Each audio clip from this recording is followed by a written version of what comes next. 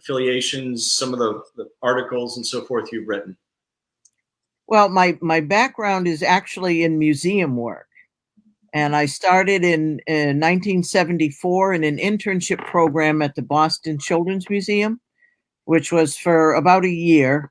And from there, I went to Plymouth Plantation and worked in the Wampanoag program. It wasn't called that back in those days, but for practical purposes, that's what it was. And I worked there for a total of 30 years. I actually left Plymouth in 84, from 75 to 84.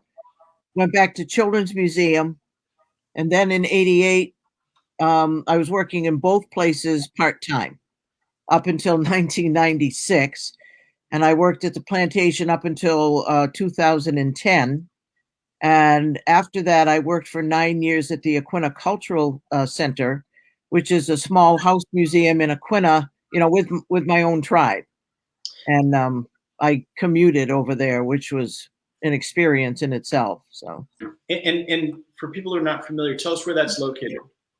Aquinnah is on Martha's Vineyard, and it is Aquinnah is the home of one of the remaining Wampanoag tribes in the state of Massachusetts. The three historic tribes are Mashpee, which is the largest community on Cape Cod. Aquinnah is the second largest, and then Herring Pond in South Plymouth. Okay. Very good. Well, thank you. I'm Lee Wright. I'm the founder of History Camp. And with me this evening from Virginia is... Hi, I'm Carrie Lund, the director of the Pursuit of History. That's the nonprofit that brings History Camp discussions to you each week. And we are excited to have with us tonight Linda Coombs. She is a member of the Aquinnah, I probably just said that wrong, Aquinnah Wampanoag tribe on Martha's Vineyard. She has worked as a museum educator for 45 years in a wide variety of roles, including interpreter, artisan, and researcher, and has developed all aspects of many exhibits. She is the author of articles and children's stories about Wampanoag history and culture. Thank you so much for joining us tonight, Linda. Oh, well, thank you for having me. So I'm outside Boston, Linda. You're on the Cape? Yeah, I'm in Mashpee. I live in Mashpee. So, well, we had a really interesting discussion with Donna back in November, and we were excited then to be able to tell people that while we were learning about this, we were also going to be hearing from you in early 2021. So thank you. Why don't we go back, say 50 or 100 years prior to contact between Europe and the folks who are already living here? Well, if we go back 50 years prior to that, because there were ships coming over here for about 100 years before the Pilgrims settled in 1620. Okay, so when no one was coming here, the first recorded visitor we had was Giovanni Verrazzano in 1524. And so that's pretty early. And before that, I like to imagine what it was like when it was just, indigenous people living here, Wampanoag people and the other, tribal nations that were in the area. And we had 69 villages in our nation, all throughout southeastern Massachusetts, the Cape and the islands. And each village had its own sachem or leader. And within the territory, if you will, of each village, we had areas where we wintered together as a community, summer planting sites where people spread out by individual families in these planting sites that were an acre or so each. And then there were other areas of woods and streams and, where people, gathered different foods, or they hunted and fished, farmed, and, foraged. And we lived by the seasons. And I think it was a good life. Our job of work was not a 9-to-5 thing, but it was our family life. And a lot of our life was spent building good relations, either within your family, within your community, within your nation, with other nations with you. There were huge trade networks that went out to the Great Lakes and beyond. And, essentially, it's not that people didn't have issues from time to time, but a lot of times, like instead of going to war, people might have a football game. And it's very different from football today, because a game might consist of a couple of hundred players. The goalposts might be a mile apart. They'd play down on the beaches. A game could last like several days because of the distance between the goals. And one goal would make the game. And rather than have a war, people would, put their money, if you will, on the outcome of the game, and that would resolve whatever the issue was. We had a game of Fireball, which Mashpee still plays, which is a healing, medicine game. Has nothing to do with being macho and all of that sort of thing. It's a medicine game, like a ceremony. Okay. And I think the strongest relationship that we had was with the earth. Our entire culture was based on our relationship, with the earth. Our language reflects that. It reflects it extremely specifically, as a matter of fact. So, when the English came here and settled, that caused a complete upheaval and overturn of our traditional ways of life over time. So. Let me go back, if I can, to 1524 and that first contact. What has been recorded of that, and was there trade at that point? Was that the outcome of that visit, in addition to, I guess, just discovery and so forth? Well, there were a lot of ships coming and going, and they all had different purposes.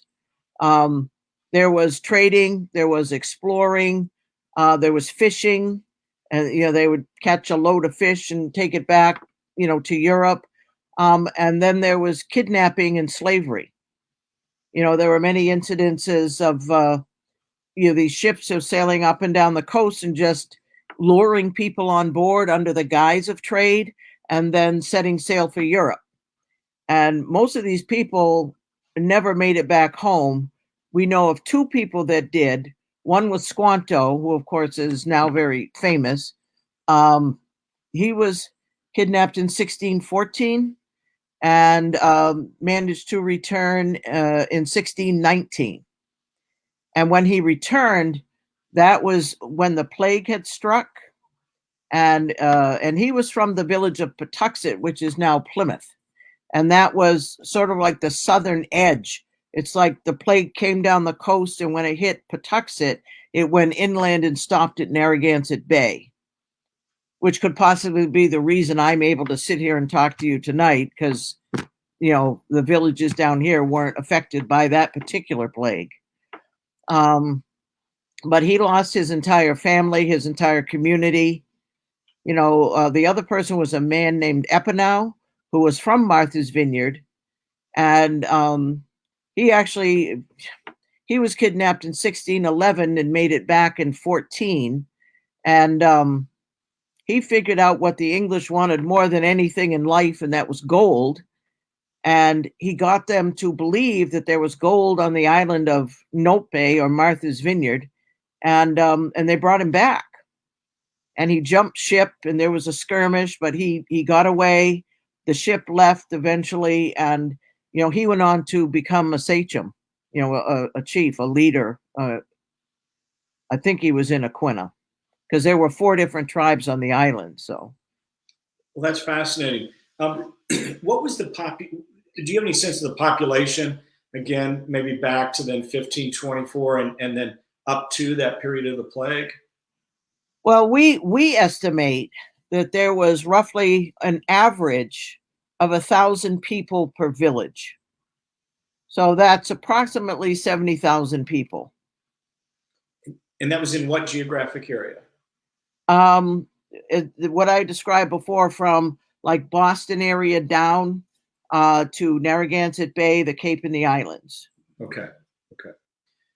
And you described some extensive trade routes and so forth, going all the way up to what, the Great Lakes and so on. Can you tell us a little more about that that kind of trade over considerable distances that was taking place? I'm not so, knowledgeable about that, in detail, but I think one of the main goals of trade was establishing good relations. It wasn't a focus on material goods and material wealth. It was, trading, because that was a way of furnishing, things that were needed. So there was that element of it. But the whole idea of establishing good relations and keeping good relations going with people, was also very much a part of the whole trade system. And then during that time, from that initial contact to the arrival of the Pilgrims, in addition to the fishing taking place, was there an understanding of, there's something that's especially valuable that the Europeans valued, that the Wampanoag had, that they would, as part of their voyage to this part of the country, or this part of the world, trade for? And I guess I think here of things like furs and so forth.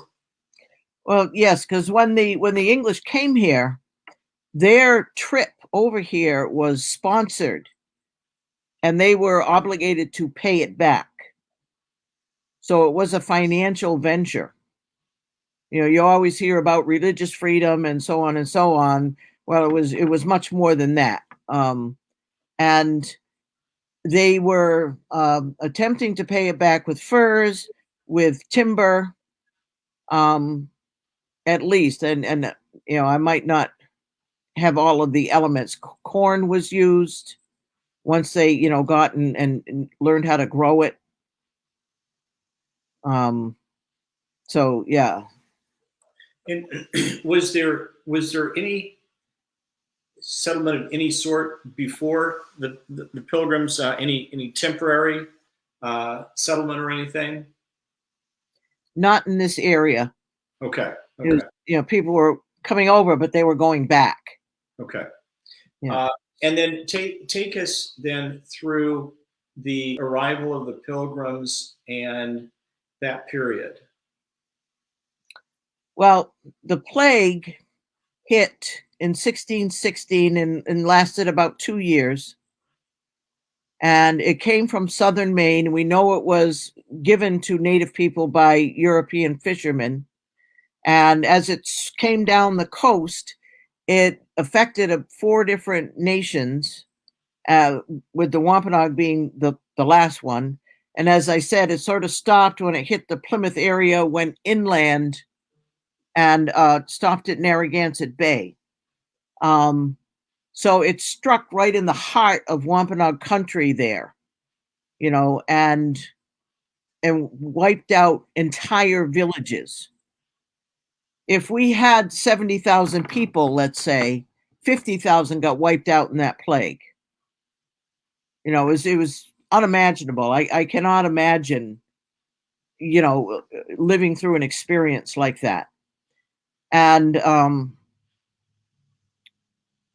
when the Pilgrims arrived, they were scooting around Cape Cod, Provincetown, Truro, Eastham, and couldn't find a suitable place because they didn't exactly meet the Wampanoag welcome wagon over there, So they, got back on the ship and came across, it was kind of a straight shot across to what is now Plymouth, or Patuxet. And Patuxet was one of the villages that was wiped out. As I was saying a moment ago, we think Squanto was the only survivor, at least that we know of.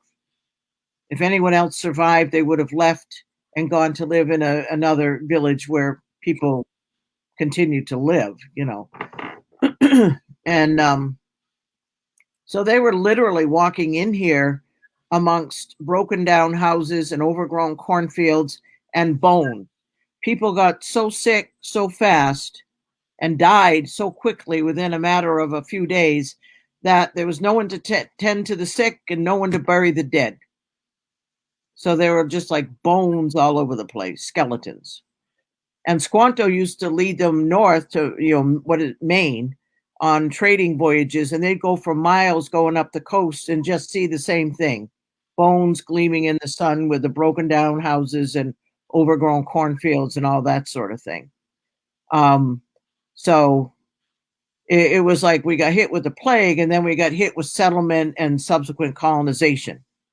And the plague is something that I don't think we've recovered from today, because Wampanoag people today number about 5,000 between all of us, so. Is there, has there been any determination of what the plague was? Well, I think the latest diagnosis is leptospirosis, which I'm not quite sure exactly what that is or what it does to the body, but Sure. Okay. It hit a group of people, whatever it was, hit a group of people that had no immunity to it. Right. Yeah, it is.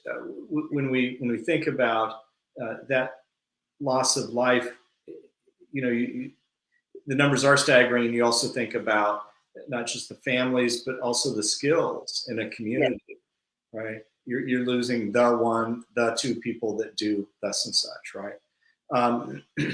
So tell us about the first contact between the Pilgrims and the Wampanoag. Well, I guess that would be first encounter, other than kidnapping instances. Yeah.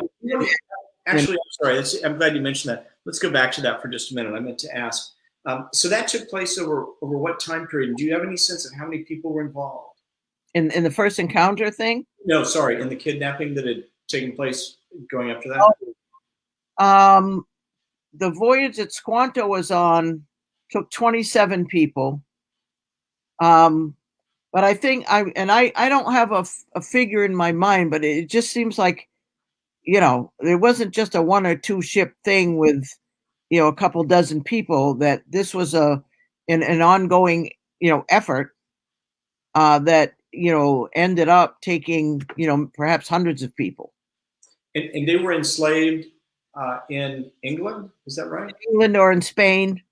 They were also, just trotted through the streets as novelties. Mm-hmm.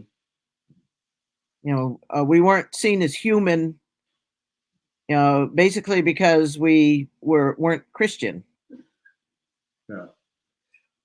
So then the first contact, and that took place in Patuxent, is that right? If you're talking about first with the Pilgrims. Okay, yeah, no, that was on the other end of the Cape in Providence, now Provincetown, mm-hmm. Truro, Eastham, because the Pilgrims ended up there in what is now Provincetown and began, exploring the area. And at one point they saw a group of native people a little ways down the beach, and they tried to hail them, but the native people took off into the woods, and they found a grave and dug that up and took some of the stuff out of it, not the people, but the things they were buried with. They found a corn storage pit and took the corn, which was actually someone's corn for planting as well as for eating the following spring. They found a house that someone was still clearly living in, and they just went in and helped themselves to a lot of the household things that they found in there. And then they got down to what in Eastham, what is now known as First Encounter Beach. And there were maybe 12 or 13 men in the shallop, Englishmen. And when they pulled up on the shore, a group of Wampanoag men came out shooting arrows at them and, yelling and everything. And I think it was perhaps a similar number. I'm not really sure. It wasn't a huge group. But and the English returned fire with their muskets, and then they left, and that was it. Nobody got hurt or anything, but you know, the English just said, you know, enough of this, we're out of here. So I guess given what both groups had experienced, there was perhaps no anticipation that this was actually going to be a settlement, but instead just another ship coming. Well, that's what caused the response that they got at first encounter in Eastham, because all the ships that they had seen either brought disease, you know, or were kidnapping people. So that time, you know, they said, you know, enough's enough, you know. But when they settled at Plymouth, you know, that was the first settlement in this area, you know, and they settled in December, and it wasn't until March that any contact was made. You know, it was the following spring. And by that time, you know, they had built their first buildings and had gotten off the ship, you know, to be able to live there, and were building more houses. And a man named Samoset walked into the village, and he was actually Abenaki from Maine. And it doesn't ever say, you know, why a person who was not a Wampanoag went in there. But anyway, it was him, and he spoke some English by virtue of learning it through trading, you know, and this sort of thing. And so he, you know, Samoset made the initial contact with them and arranged for them later to meet Squanto and then Massasoit, you know, and at that point Massasoit decided to develop an alliance with the English, you know, basically an alliance of mutual protection. A lot of people like to say peace treaty, but, you know, that's like the stereotype from the 50s TV shows, and they weren't developing a peace treaty. They were developing an agreement of mutual alliance that if any Indian people or pirates or whoever it might be that might come in and try to harm either Massasoit's people or the English, that they would come to each other's aid, is the basic gist of that agreement. And how many individuals were in Massasoit's tribe? Massasoit was the sachem of the village of Pokanoket. Okay. And that is where Warren and Bristol, Rhode Island are today. So that's like the very western edge of Wampanoag country. Mm-hmm. And how many were left, we don't know. Sure.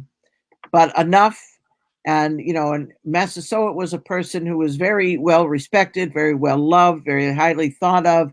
And that's why we take an educated guess, why he was the one who was asked to come out and, you know, deal with the English. Because, you know, so many other villages have been wiped out with the sachems dying and this sort of thing, that, you know, he got chosen for that particular job, you know.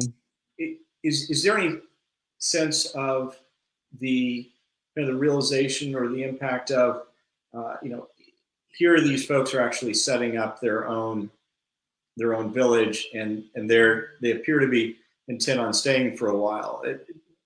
Any sense of, you know, this is happening, and what should our response be, aside from the agreement for mutual defense? Well, not everybody agreed with Massasoit. There were other people and other sachems who were like, you know, don't do that. You know, this isn't going to end well. But that was the decision he made, and we can sit here and debate all day as to whether or not he should have or why he did it. But I mean, because it doesn't really say, it's, you know, it's not in the record. So I always, you know, prefer to go with, he was making a decision. Number one, to make such an alliance with any group of people was a very, traditional native type of treating with someone. Okay. And Massasoit had an alliance of several villages, people of several villages and their sachems, in the event that the Narragansett should try to come across and, borrow some of our territory, given that we had just lost so many people, um, and once the situation with the Narragansett got resolved, that confederation, if you will, would also dissolve. They weren't permanent; they were fluid, as needed. And I, who knows? I mean, that Massasoit held up his end of the deal until he died in 1660. And and other people. I mean, there's a lot that happened in those 40 years. Let's go through some of that. So from that the initial visit in the spring, what were the relations like over the following months and few years in that early period? Well, everyone likes to, talk about the event that became known as the first Thanksgiving, which it was not, because it happened once and they had no plans for a second one, apparently, and it was 200 years later that event was named the first Thanksgiving. So a little premature on the part of the people that were actually there. But I think Massasoit thought he was doing the best thing he could do for his people, given the situation that they were in after this plague, because all of these different villages were having to regroup, rebuild, reconfigure, try to restructure, what was left of our nation, and then you got these English coming in and plunking themselves down in the middle of it, if you will. And I think things were better when that first generation of English were there. But by the time their children grew up, so maybe, let's say, in another 20 years, by the 1640s, in 1630, you already had Mass Bay Colony established and Boston. And after that, there were just ships coming and people coming in droves, and it was like a tsunami. And we just got overwhelmed, and just couldn't kind of keep up with it, In those first few years, how much of how much help, how much aid in terms of teaching the Europeans things like growing crops and so on, how much did that take place? Well, the only one that's really recorded that I know of is when Squanto, in the spring of 21, showed them how to plant corn in the mounds with the beans and the squash and everything. I mean, and that was like a one-time thing that happened, but it gets transformed into the Wampanoags helping the English, do everything, and I don't think it was quite that palsy or, buddy. What role does Squanto play between the two groups, since he had, was familiar with European or English culture at least, and spoke the language? Well, his job was to be an interpreter, for the English. But he also was causing a lot of issues. Like he was spreading the word among the English that Massasoit was planning to, gather a group of folks and kill them, start a war, which was not true at all. And according to the terms of the alliance, that if any Indian committed some offense, they were to be turned over to Massasoit so he could deal with them. Or if any English committed an offense, they'd be turned over to the English so they could deal with them. And in the case of Squanto, I mean, Massasoit was after his head, literally. because that was such a treasonous thing that he was doing. And the English are like, oh, no, we can't do that. He's our tongue. He's our interpreter. We can't turn him over. Sorry, dude. I know we said we would, but we just meant it at that time, not now. So sorry. And and Massasoit just was extremely angry, over that whole situation.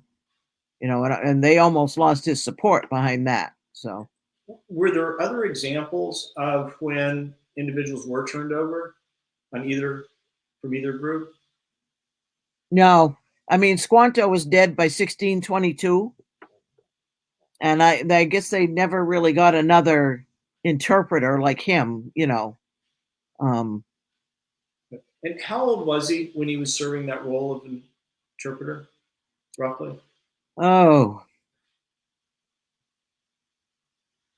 somewhere between 25 and 30, maybe.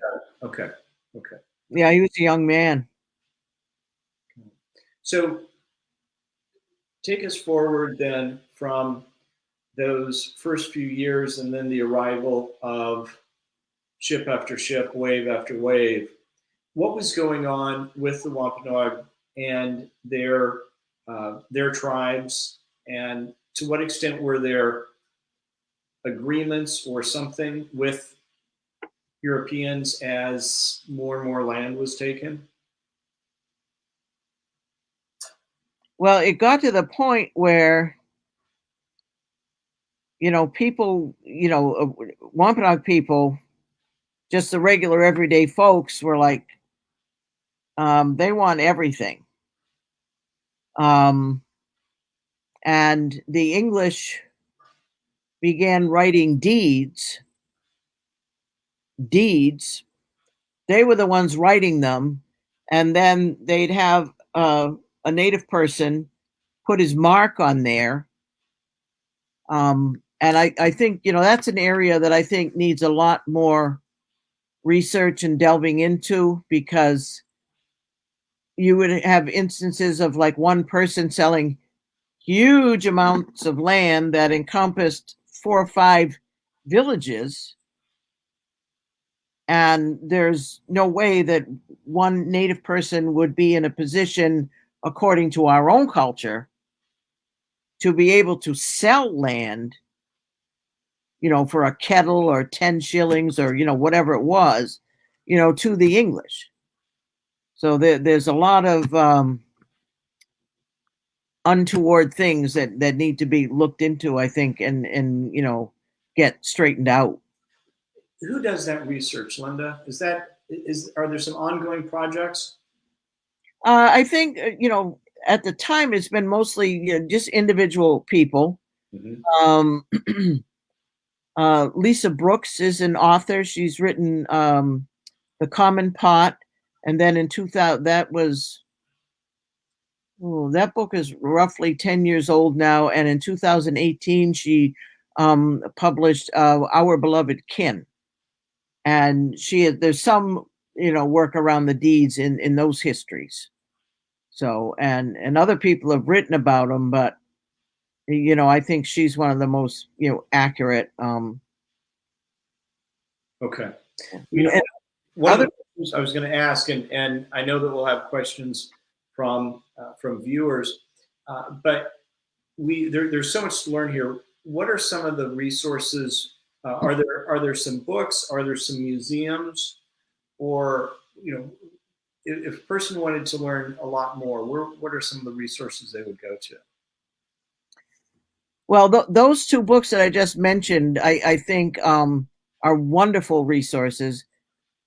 The Common Pot is more of a general history of contact and that whole era of early colonial times, but from an indigenous perspective.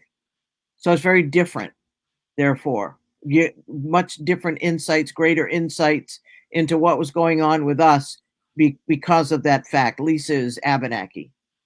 And the Our Beloved Kin, that is a history of King Philip's War, but she starts in 1620. you know, you might as well say that King Philip's War started with the kidnappings and all of that business, you know. Mhm. So, and she just, you know, very thoroughly explains all of that. Well, why don't we go up to that period and perhaps a little past it? I know that when I first moved to New England and I saw a sign in a town nearby, King Philip Historic District, I wasn't familiar with King Philip's War, and I imagine that it will be new to some of the other people that are listening. Do you want to tell us a little bit about that? Well, Philip, or Pometacom was his Wampanoag name. He became sachem after his father Massasoit. Massasoit died. The sachemship actually went to the older son Wamsutta, and Wamsutta was, you know, pretty new in that position when he was asked to come to Plymouth, because people, you know, they were always getting hauled into Plymouth, you know, in front of the court over some conspiracy or offense, or, you know, whatever the English had in their minds that they thought was going on. And when he was leaving Plymouth, he took ill and died. And the suspicion was that he had been poisoned. So that hit, you know, Wampanoag people pretty hard. But then Philip, as the younger son, then succeeded him as sachem. And here it is in, maybe this is 63 or along in there. I'm not really sure what year Wamsutta died, but it was still a while before the war itself. But Philip was looking around and he's seeing all this land being taken up, and the English were putting up fences so we couldn't, you know, access places where we had always fished or hunted or planted or gathered, you know, or walked or gathered medicine plants or anything. Our life was just hindered that way. And, you know, so he's looking around and he's going, you know, we got to do something. And Philip tried to, you know, gather people from all of the other native nations around, including the Mohawk. Some people joined him, some people didn't. I mean, not, you know, within each of these groups, right? For various reasons. You know, it's not just a simple answer of, you know, oh, they betrayed Philip, or oh, you know, whatever. It was more complicated than that, because now we're 50 years into this, you know. And at first, you know, when they started actually battling, you know, the native people were ahead. We were winning. And then the English were noticing the way that we fought. You know, we didn't line up in red coats like the English and make a charge. It's huge, obvious thing coming at you that you could see from 20 miles off. And so they began looking at us and noticing how we fought, and learning those skills, those techniques. And they had more people.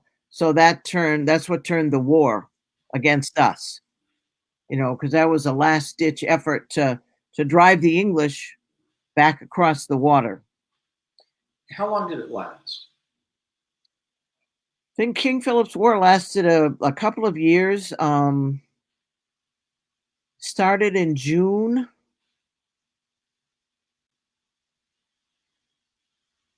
I'm trying to think if it was 74 or 75 that it started. Because Philip, I think it was 75, because I think he was killed in August of 76.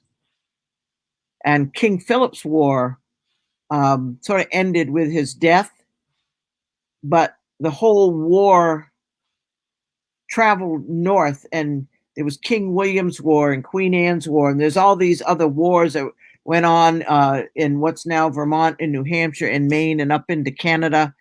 And the English are also fighting with the French, trying to, you know, occupy different pieces of indigenous land or entire sections of it, you know.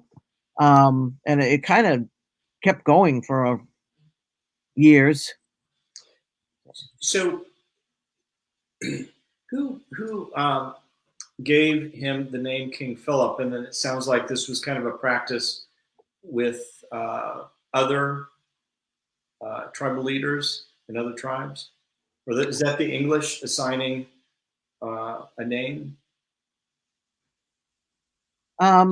That I'm not exactly clear, but I know that they went to court and got those names. Wamsuta's name was Alexander, and Pometacom's name was Philip, and that was a while before the war broke out and everything. And I'm not sure why that happened. Okay. Um, So you mentioned going to court and so forth. Once communities were established and so forth, what was the legal system and the interaction between the two groups? well, like I said, it just seemed like, Native people just had a revolving door in these courts, or might as well have, over one offense or another, whether it was a sachem having to come in or just a regular person from the community. There was always something, and it was all a form of colonization. A lot of time, an everyday person uh, may have gotten into debt. There was a system of debt that was imposed, and one way to resolve debt was to indenture yourself or your oldest child. And then if you got into a situation like that, your land could go up for grabs. So there's a lot of layers to it. Well, I've got one other question, and then we'll ask Carrie to join us. Uh, to what extent are there written records that can be researched and so forth? What is the source of some of the information of the history on the native side, the Wampanoag side? Well, there's a number of books that are called primary sources, and those are books that were written by the English or by the different explorers that came over, the Pilgrims, people in the 17th century who saw us and interacted with us at the time and then went home and wrote it down, whatever it was. And then there's secondary sources, which are written by people who've read the primary sources and took their own spin on it and, expanded on it or what have you, and wrote their book. But those are very, they can contain a lot of bias, a lot of misinformation, because the English that were writing them oftentimes just didn't understand what they were looking at with us. So they made different assumptions, so you have to kind of learn how to read these things and sort of, glean the wheat from the chaff and all that sort of thing. And not just take it literally, because they didn't understand our spiritual life, or for lack of a better term, our religion. They didn't understand our system of governance. They didn't understand the way that we use land at all. And so they were making assumptions and writing it down. And that's where a lot of stereotypes and things come from today. Well, thank you for the recommendation of those two books, which I think we've posted in the chat, and we'll have with this as an archive. Carrie, do you want to join us? And is there a question or two that you wanted to ask? Yes, we have a viewer who wanted to know what was Squanto's motivation for causing trouble between the English and the native tribes. Any idea? I know a lot of Wampanoag people want to think of him as like a traitor. I think that he lost his mind. First, he got kidnapped and was taken away for 5 years. There was a point when they actually brought him back to Labrador, and for some reason had to go back to Europe before they had a chance to bring him south to Patuxent. So I can't imagine what he was going through. Then when he finally does get to come home, everybody's dead and he's looking at bones. That would And, be tough. yeah, so I think he just lost his last marble. Mm-hmm. That might be Definitely. no feeling. Okay. We have another question. Several indigenous men went to Harvard. Did any of them leave any written records?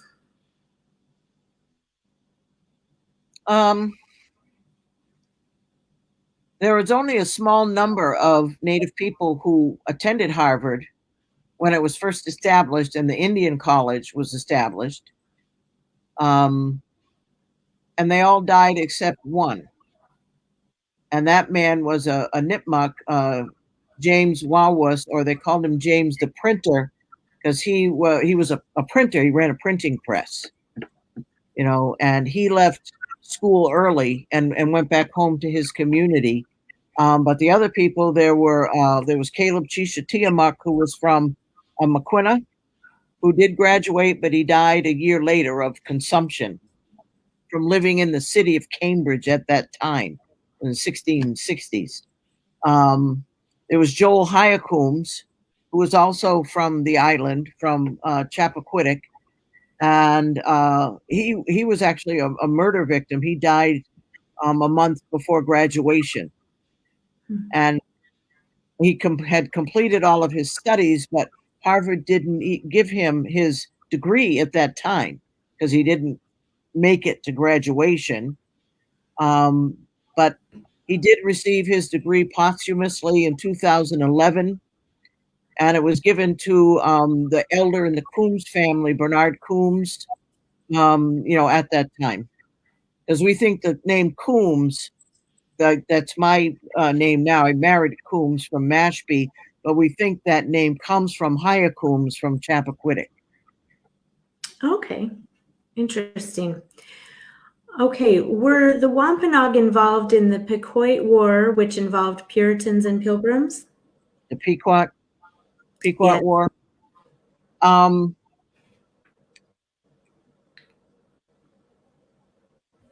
Not to my knowledge, not as a general whole, at least.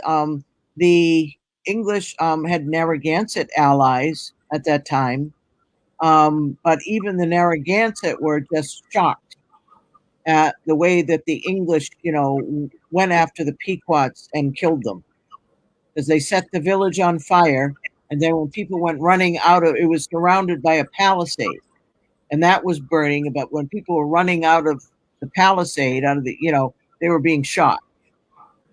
So, even the Narragansett were kind of standing back going, we didn't know all this was going to be happening, and like 800 people died at that time.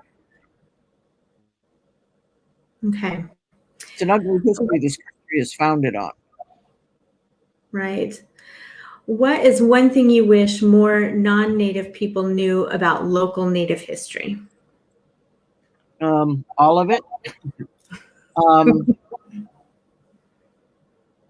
People, do not have a good understanding of what our traditional life was and how it worked and why it worked. Therefore, what our relationship with the land was. I think that's an extremely important thing, especially today, Mm-hmm. With global warming and climate change and all the rest of it. I think people need to have a better understanding of actual history. It's a tough history. It's awful. I've talked to many people, and it's like, oh, I was reading such and such, and I had to put it down. I couldn't read anymore because it's killing our ancestors. And it's like, well, if we can read it, so can other people. That is the history of this country. That is the history of this country, and that's what needs to be understood. It wasn't pilgrims and turkey and cranberry sauce and Indians and happily ever after. There's a lot of mythology that America is, shaking on, built on that shaky foundation.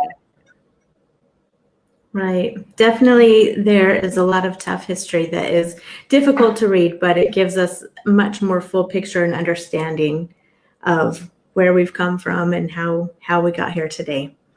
So, all right. Well, thank you. This has been very, very interesting. Thank you so much, Linda. Mhm. We also want to thank the James and Edith Spain Foundation for supporting these History Camp discussions. And if you would like to find out how you can support those, you can visit thepursuitofhistory.org. Next week, we will be talking with Joyce Lee Malcolm about the infamous traitor Benedict Arnold from the Revolutionary War. So please join us then. Thank you. Have a good night. Thank you.